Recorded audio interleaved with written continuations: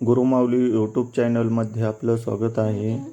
पौराणिक कथा, भजन, कीर्तन पाहण्यासाठी आणि ऐकण्यासाठी आपल्या गुरुमाऊली यूट्यूब चॅनलला सबस्क्राईब आणि लाईक करा.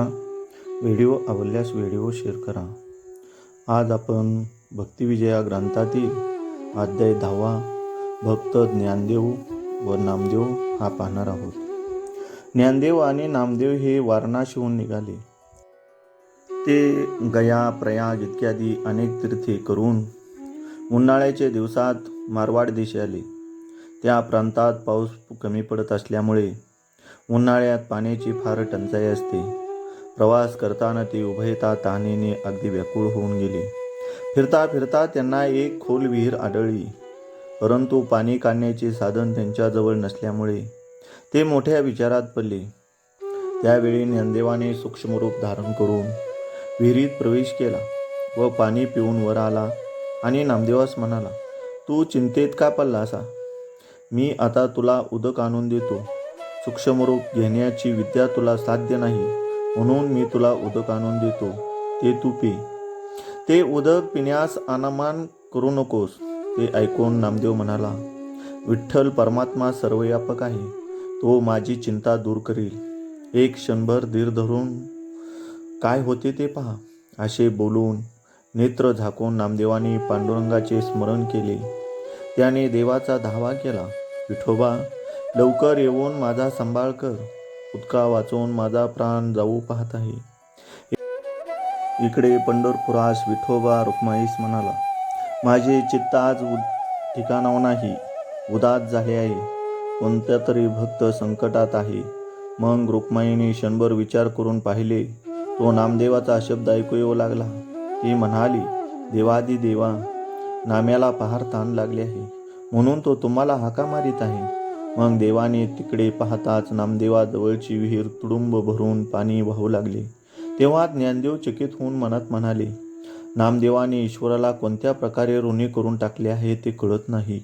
मग तो नामदेवास सावध करून म्हणाला, नामदेवा, तू रुक्मिणी पतीस पूर्ण वश करून घेतला आहेस, तू धन्य आहेस. असे म्हणून ज्ञानदेवाने नामदेवाचे चरण धरले. मारवाड देशात ज्या ठिकाणी हा प्रसंग घडला ती विहीर अद्याप वाहत आहे. तेथे मार्गशीर्ष महिन्यात मोठी यात्रा भरते. त्या तीर्थाचा महिमा आगात आहे. मग ते उभयता तीर्थ करीत करीत औंढ्या नागनाथास आले. ते एक ज्योतिर्लिंगाचे स्थान आहे. माघ वद्य चतुर्दशी म्हणजे महाशिवरात्रीची पर्वणी त्यांनी तेथेच केली. औंढ्या नागनाथ हे पुण्यक्षेत्र म्हणजे दुसरं कैलासच होय. ते पवित्र स्थान पाहून त्यांना परमानंद झाला.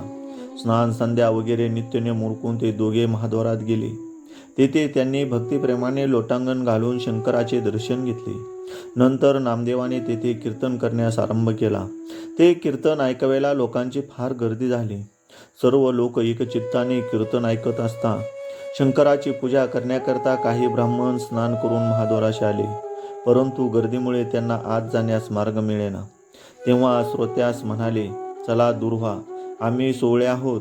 परंतु त्यांच्या बोलण्याकडे कोणी लक्ष देईना. म्हणून ब्राह्मण रागवून रामदेवास म्हणाले, या तुमच्या भजने प्रौढी पंढरपुरास. येथे नागनाथास याचे महात्म्य नाही.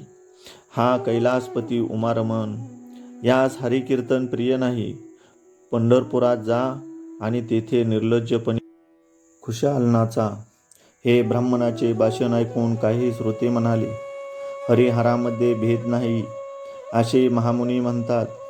शंकरासमोर कीर्तन करू नये असे कोठे सांगितले आहे? तेव्हा त्या ब्राह्मणास पराकोष्टाचा राग आला. ते म्हणाले, तुम्ही अभिमानाचा ताटा धरून आम्हास ज्ञान सांगता काय? हे ज्ञान आमच्या काही उपयोगी नाही. तुम्ही येथून चालते व्हा, नाहीतर व्यर्थ मार खाल. परंतु तेथून कोणीच आले ना. म्हणून त्या ब्राह्मणापैकी दोघांनी विचार ठरवला की या नाम्यालाच येथून पिटाळून लावू. विटाळ झाला तरी चिंता नाही, पुन्हा स्नान करू. असे म्हणून ते दोघे कीर्तनात शिरले आणि नामदेवास म्हणाले, तुझ्या कीर्तनाने देवळात येण्याची वाट बंद झाली. लोक बाहेर पूजा करता खोळंबले आहेत. तू देवळाच्या मागे उभा राहून खुशाल कीर्तन कर. ते ऐकून नामदेवाने ब्राह्मणांना साष्टांग नमस्कार घातला आणि ते देवळाच्या मागे जाऊन कीर्तन करू लागला. तेव्हा सर्व श्रोत्यास फार दुःख झाले व तेही तेथून उठून नामदेव जेथे कीर्तन करीत होते तेथे जाऊन बसले. कीर्तनात असा खंड पडल्यामुळे नामदेवाचे डोळे पाण्याने भरून आले.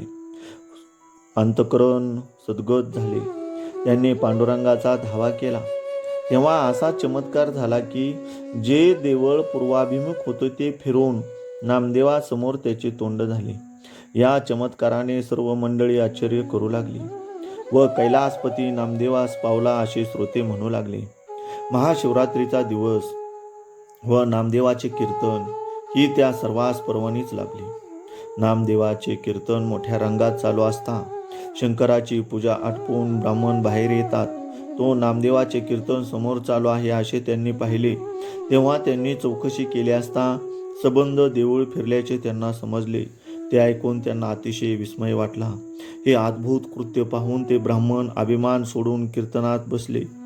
नामदेवाचा निष्कारण छळ केला असे वाटून त्यांना पश्चाताप झाला व ते त्या शरण जाऊन त्यांची स्तुती करू लागले.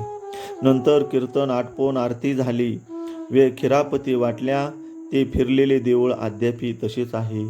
याप्रमाणे भक्तिविजया ग्रंथातील 10वे पुष्प या ठिकाणी समाप्त होत आहे. रामकृष्ण हरी.